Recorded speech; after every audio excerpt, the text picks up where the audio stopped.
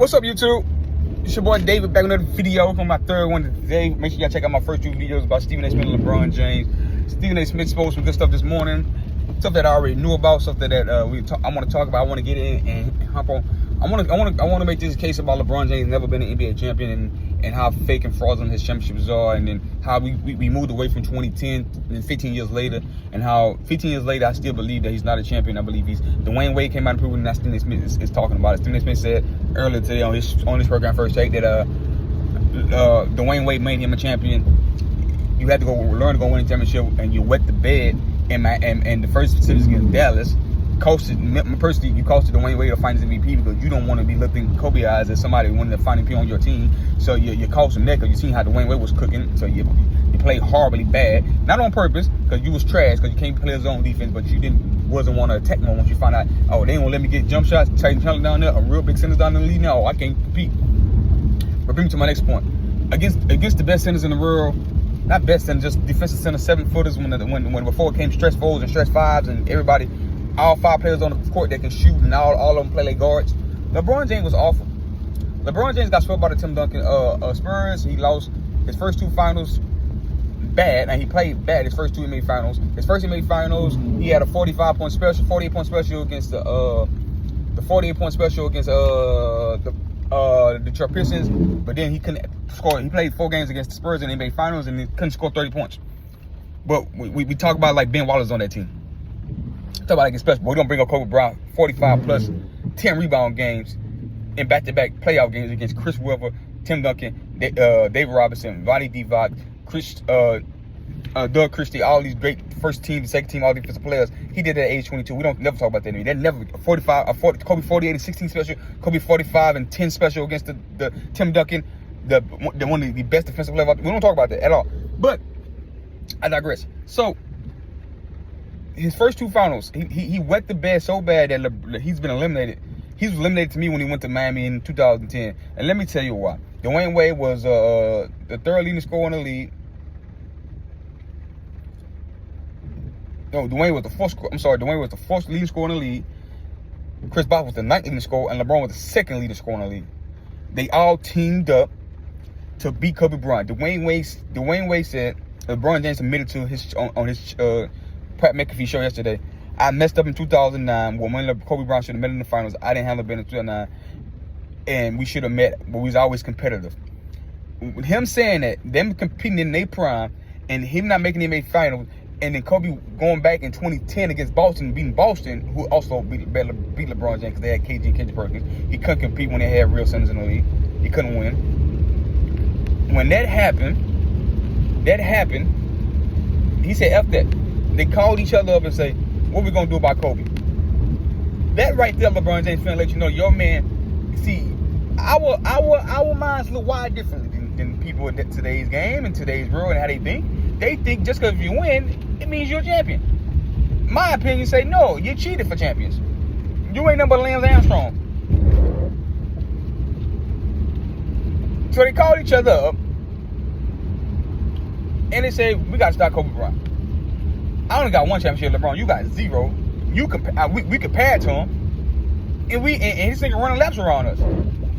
How can we make it unfair? That's what they did. That's what they did. And for people for 15 years now, and at the time people was killing them, but 15 years now don't think about that or revisit history. And they talk about, remember Charles Barkley went to Houston with Hakeem and Scottie, and then they talk about Karl Malone at 40 going to the Lakers. Nigga, they was out of their primes, old as shit. LeBron James was the 2-time MVP, 25, 26 years old. Dwayne Wade was 28, 29. Chris Bosh was 24, 25. Like, these niggas was young, in their prime. Lead MVP, 2-time lead MVP. If Charles Barkley was the lead MVP in 93, and then 90, he lost the championship, then went to go play with Jordan, went to go play with Hakeem to beat Michael Jordan, that's a whole different discussion. I've been bashing his ass. If Karl Malone, 2-time lead MVP, right, and then went to go join up with Kobe and Shaq in 99, it's a problem. 99, 2004, that's 5 years later. Nigga, 40 years old. In 99, he's 35. That's still old. But I'm giving y'all niggas some leeway with that. So, how do as people we take on how do we take on LeBron James immediately saying, I couldn't even make it to the finals to play against Kobe, let alone Kobe was winning, and I go play with the third best player in the league and the ninth best scorer in the league, in Chris Bosh, and I go make it unbalanced because I want to beat him. How do y'all view that? This is a serious question, chat. It's a serious question because we have to think about it. It's like you going to the park and say, I'm playing with these 2 7-footers and you 6 foot, but you get to play with these 5 foot feet guys, these 5'2" guys. That's exactly what it's equivalent to when we talk about street. So how do you guys feel about that? If we at the basketball court right now and we playing a game of 3-on-3, fuck it, let's say 4-on-4 hell court. We playing a game 4-on-4. It's seven 7-foot guys. No, it's 4 7-foot guys, 1 6-foot guy, and 3 5-feet guys. All the 7-footers on the same team. You the only person 6 foot and everybody that's 5 feet. They say, hey, you gotta get the 5 feet players. That's what LeBron James did. How do y'all feel about that when it comes to competitive edge and if it's right or if it's cheating? That's like me playing 2K on rookie and you playing on pro. That's like playing Madden. That's like me playing Madden and we playing a quick play. I'm on all Madden and you playing rookie. That's what LeBron James did to Kobe Bryant in the whole NBA when he went to Miami. How did that fare? You have to tell me. He didn't want to end up like Charles Barkley and Karl Malone. No championship. Pressure was on. The pressure was on him. Like, the pressure was on him. And he made a weak move. And that move should be ever in history. That's why when people say you stayed for 20 years, you won, and you built in that place like Kobe, Michael, Magic, Timmy, Steph Curry. Those championships, even the Dwayne Wade stayed in Miami, 3 championships. Those, and all in Miami, that means something because you built your own team. You didn't go, you built your own team. That's Steve Jobs building Apple. That's like Steve Jobs going to Samsung because he couldn't build Apple. He got tired of Apple wasn't working, so he went to go join Steve Jobs. That's like Jeff Bezos said, forget Amazon. I'm gonna go join FedEx or Walmart. That's what LeBron James did. LeBron James said, I don't want to make Apple. I don't want to make Amazon.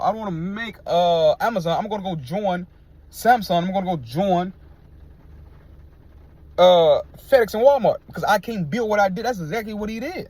He went to a powerhouse. And not one of the powerhouse, a playoff team, but it's a powerhouse when you bring the 3 of the top 10 scorers in the league together. That right there disqualify anybody. Steve Jobs does not talk about how he talk about. Jeff Bezos not the richest man in the world. You see how in business how I made that correlation? We're not talking about Jeff Bezos if he went to Walmart and went to work for FedEx and helped build their dreams. But what happened is he flipped Dwayne Wade and hurted Dwayne Wade and made himself relevant and prevalent. Nobody talk about Dwayne Wade is great. Talk about Dwayne Wade and his son and what his son do off the court. We don't talk about how great Dwayne Wade was. We don't talk about that no more. We don't talk about how he was a NBA champion, how he's a scoring champion, how he's a finals MVP, how he's led the Olympic team with Kobe Bryant, Michael Jordan, Carmelo Anthony, all these great scorers. He led, coming off the bench, he led the 2008 Olympics in scoring. We don't talk about Dwayne Wade in that light. We don't. But I'm a Dwayne Wade fan on the court, so I know. And so him off the court, that's a whole other thing. But on the court, we don't talk about him as being that special and great. But as special and great this man was, said another, y'all go. How special Dwayne Wade was, I know how special he is, and how special LeBron James was. They came together and said, we had to stop this guy Kobe Bryant, and we say Kobe Bryant not even a top 10 player in some of these media and these countdown, he number 9 all the time. Nigga, Kobe Bryant is second behind Michael Jordan. We're going to end the video like that. Like the video, come to the video. See you on the next one. Peace.